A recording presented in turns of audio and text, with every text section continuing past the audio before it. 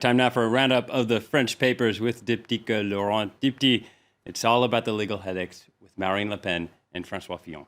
That's right. We'll bring in the candidates. That's what Libération says on its front page. Far-right leader Marine Le Pen is facing her own legal battle over those alleged fake jobs at the EU, while François Fillon, the conservative candidate, well, he's also facing investigations over a fake scandal of his own involving his wife.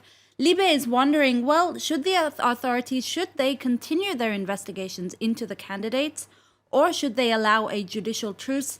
This is something that Marine Le Pen, for instance, mentioned last week, saying that she refuses to speak until the elections are over.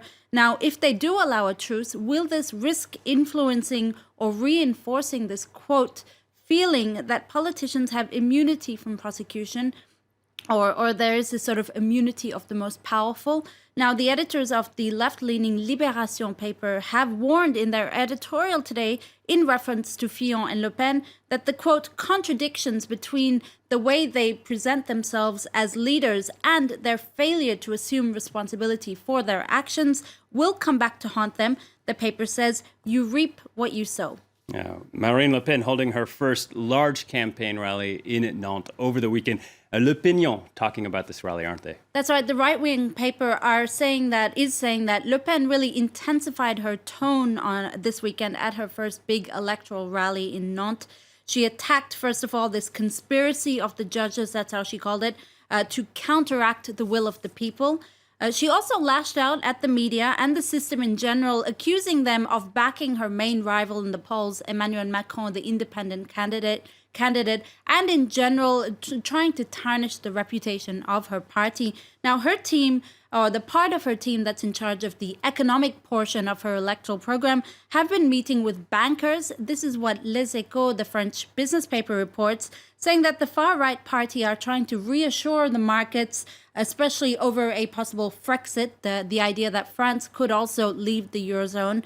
And this is something that Le Pen has actually pushed for in her campaign. Now, the paper says her team have even resorted to speaking in English, something that, of course, you might remember she completely opposed when, for instance, Macron spoke in English in Berlin. That's right. And Macron, a former economy minister, but Le Pen seeing a boost in towns where unemployment is quite high, isn't she? That's right. And this is something that might really resemble the way the U.S. elections ran as well. Donald Trump was able to appeal to voters in these perceived disaffected towns. Well, Les Echos talks about a town in the north of France called Denain, where the National Front Party are hoping to, quote, prosper off their misery. That's a headline from this article in Les Echos.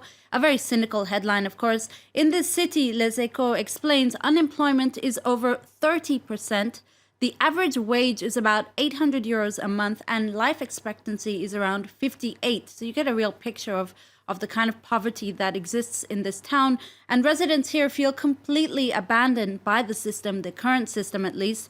And the far-right party are really banking on votes of people in these cities, which could indeed make the difference in the upcoming elections. Economic protectionism and sometimes jobs being the most tangible way to improve an economy. Now, the candidate for the Conservatives, François Theo, also looking to intensify his electoral campaign. Well, the Conservatives are on high alert. That's what Le Figaro, the right-leaning paper, says on its front page. This as polls put Le Pen and Macron into the second round of elections, while Le Figaro presents that duo as the wrong choice. They say, the paper says they'll never get a majority. The one candidate who could get a majority or who has the best chance is Fillon. But before that, the Les Républicains, the Conservative Party in France, need to save him because he's been taking a battering in the popularity polls. Look at this cartoon from CAC in L'Opinion, on the front page of L'Opinion. You see an elector there stunned because her colleagues continue to stand by Fillon. She says, "You're staying loyal to him despite the fake job scandal." And the man in the middle says, "Alleged fake jobs." And the man on the right says, "Allegedly loyal." Yeah, they're stuck between a place of a few options for the Conservatives as to what to do. Well, meanwhile, the Socialist Party looking to stamp their green-friendly electoral campaign. Well, La Croix says that Benoît Hamon, the Socialist Party's presidential candidate, has been trying to make allies reach out to different MPs, and in particular, he's been reaching out to the Greens and Ecology Party. Benoit Hamon, of course, is somebody who's quite left of the Socialist Party, so this really comes as no surprise. But he did manage to seal a deal with a man called Yannick Jadot, who's a candidate for he's an MP for the Ecology Party. And the pair are hoping for a gradual and full abandonment of the nuclear deal or nuclear program in France. And Lacroix says that this is really an issue that could be sort of a dividing issue in the presidential elections. We're going to see more of that moving forward, I imagine, as all sides on the spectrum trying to gear up and form alliances in the run-up to that election. Now, let's stay with Lacroix, as we were hearing in the news bulletin. It is Oscars, and Isabelle Huppert, the French actress, didn't win Best Actress, but they're saying it was still a victory for diversity at Hollywood. That's right. It was a night full of drama, as we've been reporting, but I'll get to that in the international papers. Indeed, the night was a victory for diversity, proof that the Oscars have finally heeded calls for more inclusive films, more inclusive actors and actresses.